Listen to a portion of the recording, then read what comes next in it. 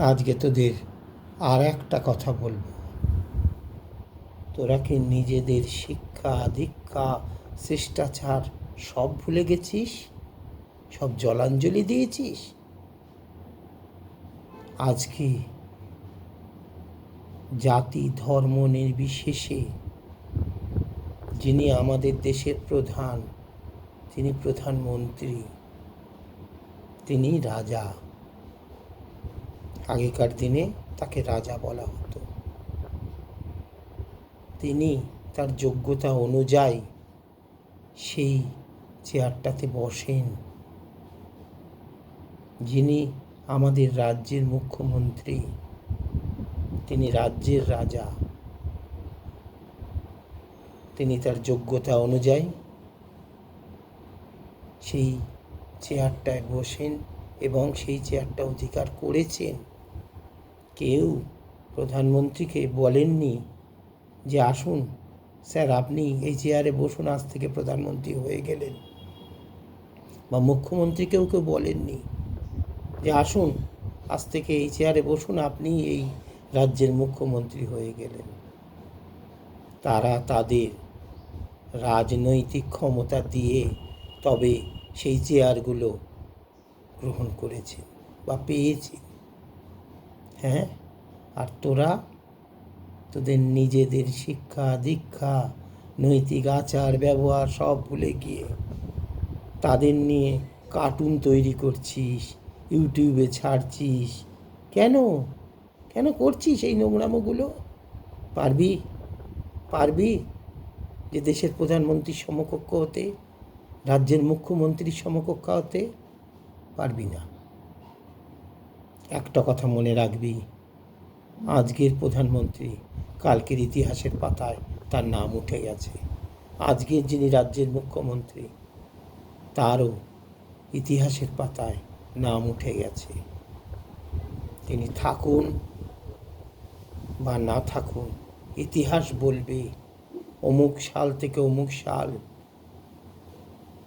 প্রধানমন্ত্রীর নামেই, অমুক সাল থেকে অমুক সাল মুখ্যমন্ত্রীর নামেই। সুতরাং এই নোংরামিগুলো করিস না। এর আগেও তোরা করেছিস, এখনও করে যাচ্ছিস। প্রধানমন্ত্রী রাম মন্দির প্রতিষ্ঠা করলেন, কত সুন্দর একটা জিনিস। উনি কি সারা জীবন থাকবেন? কিন্তু ওনার এই স্থপতি থেকে যাবে, সবাই বলবে যে মোদিজি এটা বানিয়েছেন। তাই নিয়ে তোরা কম নোংরামি তো করলি না। উনি প্রধানমন্ত্রী হলেও তো উনি একজন মানুষ। উনি যখন সৎসঙ্গে রামলালাকে প্রণাম করছেন, সেই প্রণাম নিয়েও তোরা নোংরামি করেছিস। আজকের আমাদের রাজ্যের মুখ্যমন্ত্রী ব্যানার্জি, মিস ব্যানার্জি যেটা করলেন, এই যে দীঘাতে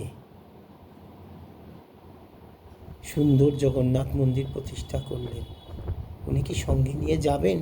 না উনি বছরের পর বছর উনি থেকে যাবেন এই রাজ্যের মুখ্যমন্ত্রী হয়ে? একদিন সময়ের পরিপ্রেক্ষিতে সবাইকে চলে যেতে হয়, কোনো মানুষ অমরত্ব পায় না। অমরত্ব পায় কোনটা? এই সুন্দর সুন্দর স্থপতিগুলো, এই দেবগৃহগুলো, এই মন্দিরগুলো। একে নিয়েও তোরা রাজনীতি করছিস কেন রে? কেন? ভালো জিনিসকে ভালো বল না। সৃষ্টি হলো তো রামলালার মন্দির, সৃষ্টি হলো তো জগন্নাথের মন্দির। কই তোরা বলছিস না তো মোদিজি আরও ভালো ভালো মন্দির করুন, মমতাজি আরও ভালো ভালো মন্দির করুন। আমরা যেখানে যাব মন ভরে পুজো দেব, আনন্দ করব, দেখব কত সুন্দর জিনিস। তোদের কি সুন্দরতাটা সহ্য হয় না? পাঁটা ছাগলের দল সব শুধু নোংরামি করতে শিখেছ। ভেবো না, বিচার সবার হবে, সবার বিচার হবে। কার কাছে? ওই